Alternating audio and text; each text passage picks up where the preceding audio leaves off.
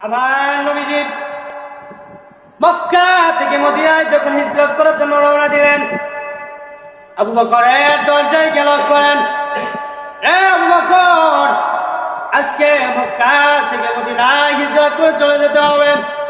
আবু বকর সঙ্গে সঙ্গে দরজা খুলে ফেললেন।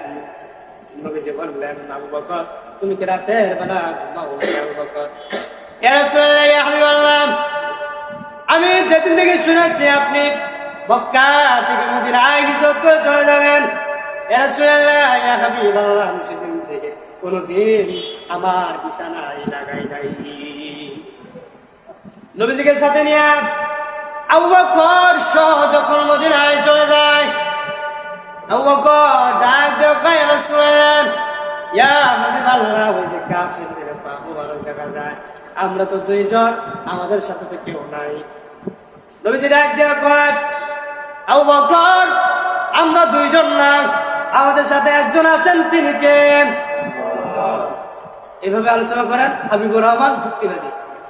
এরপরে আরেকজন বক্তা আছে চরমনায় পীর সাহেব।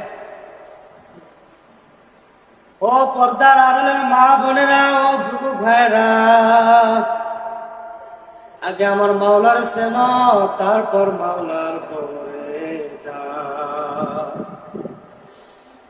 আল্লাহ না খাস্তে যদি কবরের ভিতরে ঢুকিয়া যদি ফেরেশতারা মায়ের শুরু করিয়া দেয়, বাজান কবরে আযাব কি সহ্য করতে পারবি? ওই কবরের ভিতরে 70 থেকে 99 সাপ পেঁচায় ধরবে, তোমাকে ধর্ষণ করিতে থাকবে। বাজান কবরের ভিতরে যদি আগুন জ্বলিয়া উঠে, ও বাজান কবরের ভিতরে আগুন নিবানোর মতো কোনো মানুষ কিন্তু যাবে না।